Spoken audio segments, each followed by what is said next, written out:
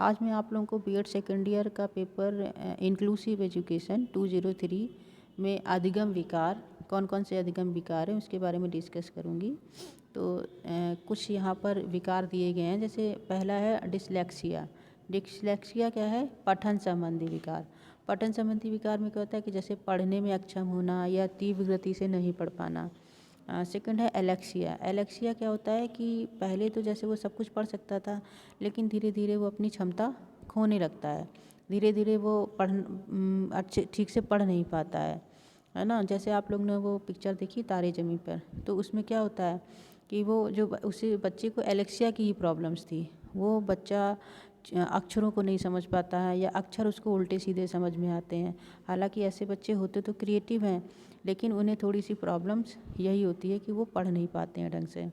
आप इसके कुछ जैसे सिम्टम है, जैसे स्पीच में क्या है कि वो एरोप्लेन को एरोप्लेन पढ़ता है या बातों को बहुत धीरे धीरे बोलता है या अपनी फीलिंग कहने के लिए सही शब्दों का प्रयोग नहीं कर पाता है। तो ये सारी प्रॉब्लम्स उसके अंदर होती हैं। सेकंड है फिजिकल में क्या है कि जैसे अपने वो जूते के लेसेस बांधने में उसे दिक्कत होती है या लेफ़्ट और राइट में उसे कन्फ्यूजन होता है ना।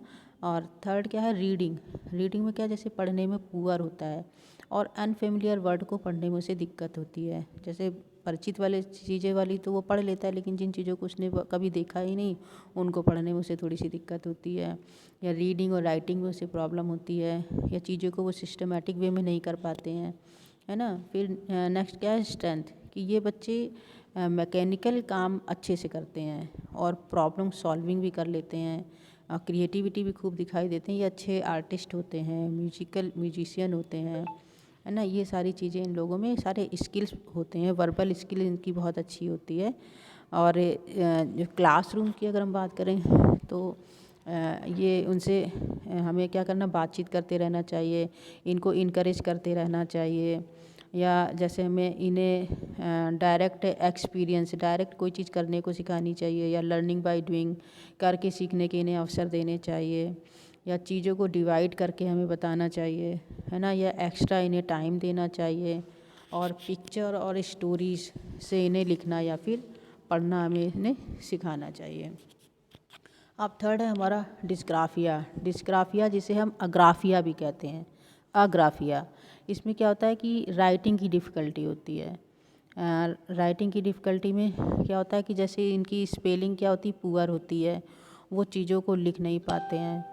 या फिर हैंड राइटिंग भी इनकी बहुत पुअर होती है और ये अपने विचार भी प्रॉपर तरीके से ना तो लिख पाते हैं और ना ही ये व्यक्त कर पाते हैं।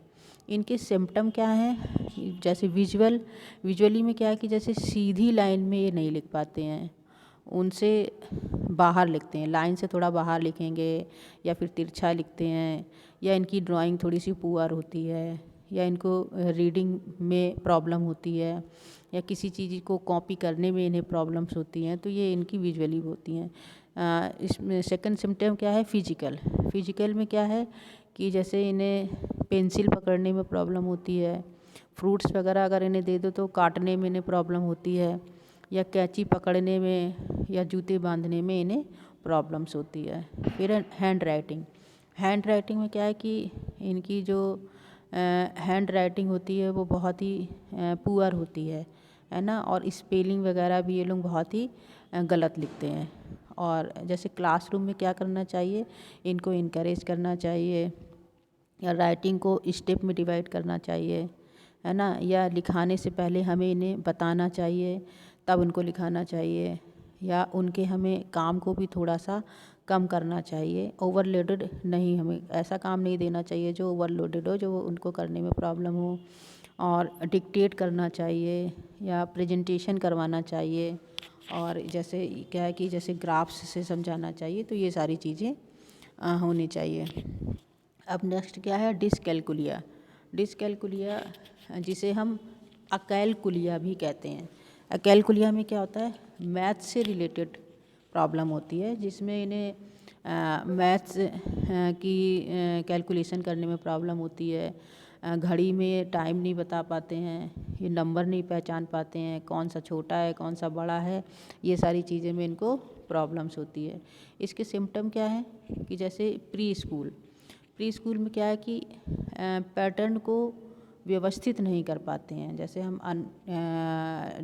सिस्टमेटिक वे में नहीं देते हैं इसको, तो वो सिस्टमेटिक नहीं कर पाएंगे।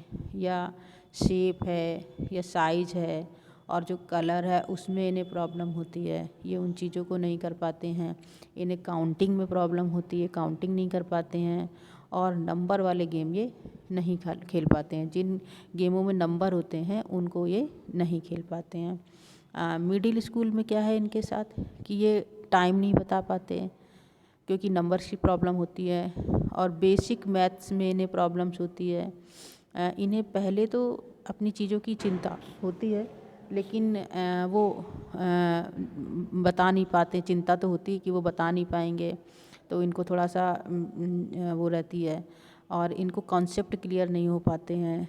या काउंटिंग में फिंगर में ही यूज, जैसे फिंगर से हम काउंटिंग कराते हैं ना, तो फिंगर में ये काउंटिंग यूज कर पाते हैं।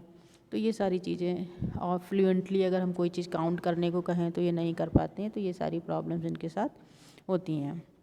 फिर 10th हाई स्कूल में क्या है कि ग्राफ और चार्ट समझने में इन्हें प्रॉब्लम होती है, या चीज़ों को मेजर करने में भी इनको प्रॉब्लम होती है। और इन क्लासरूम में इनके साथ हमें क्या करना चाहिए कि इनको इनकरेज करना चाहिए। डायग्राम्स व पिक्चर इनको ड्रॉ करके सिखाना चाहिए, खुद ड्रॉ करके बताओ। और म्यूजिक का यूज करके पढ़ाएं, है ना। फिंगर का यूज करने के लिए दें, और स्केच पेपर दें। और इन्हें काम को मैनिपुलेट करके पढ़ाएं, या ग्राफ पेपर का हम यूज़ करें, या कोई प्रॉब्लम को स्टेप बाय स्टेप इनको सिखाएं, तब ये कर पाते हैं। अब इसमें कुछ और भी हैं, जैसे कि है डिस्प्रैक्सिया, जिसे हम अप्रैक्सिया भी कहते हैं, है ना। इसमें क्या होता है कि लेखन, पठन, गणना तथा बोलने से संबंधित होती है। डिस्प्रैक्सिया जो होती है वो लेखन, पठन, गणना तथा बोलने से संबंधित होती है। अगली है डिस्थीमिया। डिस्थीमिया क्या है कि गंभीर तनाव की समस्या होती है। और इधर है डिस्मोर्फिया। डिस्मोर्फिया में क्या है कि अपने आप को दूसरे से बहुत सुंदर समझना, बहुत ताकतवर समझना, अपनी हाइट को बहुत अच्छा समझना, ये सारी चीज़ें आती हैं इनके अंदर। फिर अफेजिया। अफेजिया में क्या है कि लैंग्वेज कम्युनिकेशन में इन्हें प्रॉब्लम होती है, कि जो भाषा संप्रेषण करने में इन्हें कठिनाई होती है। और है डिस्फेजिया। डिस्फेजिया में क्या है कि जब अफेजिया किसी शारीरिक अक्षमता व रोग के कारण हो जाता है। ये किसी फिजिकली प्रॉब्लम या कोई ऐसी बीमारी हो गई हो जिसके कारण से ये हो जाता है। बुलिमिया। बुलिमिया में क्या होता है कि जैसे ये अपने आप से भोजन नहीं ग्रहण कर पाते हैं, भोजन ग्रहण करने में इन्हें प्रॉब्लम होती है ना। प्रोजेरिया। प्रोजेरिया में क्या है कि कम आयु में वृद्धावस्था के लक्षण दिखाई पड़ने लगते हैं। आयु इतनी नहीं होती है, लेकिन इनके जो सिम्टम होते हैं वो वृद्धावस्था वाले होते हैं, है ना। फिर है डिमेंशिया। डिमेंशिया में क्या है कि इनकी स्मरण शक्ति वीक होने लग जाती है। जैसे आप लोग ने एक और होती है एमेंशिया सुनी होती है, एमेंशिया की तरह ये भी है। तो इसमें इन लोगों को थोड़ा सा स्मरण शक्ति, इनकी जो मेमोरी होती है वो वीक हो जाती है। फिर है डिस्नोमिया। डिस्नोमिया में क्या है कि ये जो शब्द बोलते हैं वो बिल्कुल फ्लुएंट नहीं बोल पाते हैं। उन शब्दों में थोड़ी सी लड़खड़ाहट होती है, और थोड़ी ही देर समय पहले जो चीज़ों उसने देखी थी या पढ़ी थी वो उनको वह कुछ ही पल में भूल जाता है। ये प्रॉब्लम होती है। और न क्या डिस्राथिया। इसमें क्या होता है कि जैसे बच्चा गंदे शब्द बोलता है, बहुत ही उल्टे सीधे शब्दों का यूज़ करता है, जैसे गाली गलौज वगैरह यूज़ कर लेता है, तो ये सारी चीज़ें वो करता है। फिर लास्ट है हमारी अप्रैक्सिया। अप्रैक्सिया में क्या होता है कि उसे किसी भी चीज़ को बोलने में बहुत जोर लगाना पड़ता है ना, या बहुत धीरे धीरे बोलता है। और क्या कहते हैं कि किसी भी बात को शुरू करने में उसे बहुत प्रॉब्लम्स होती है। तो ये सारे विकार हैं जो बच्चे में पाए जाते हैं, जो डिफरेंट टाइप्स के आप लोगों को यहाँ बताए गए हैं कि किस चीज़ से किस चीज़ की प्रॉब्लम्स होती है। तो ये आप लोगों को आज मैंने कुछ से अधिगम विकार आप लोगों को प्रोवाइड कराएं। Thank you.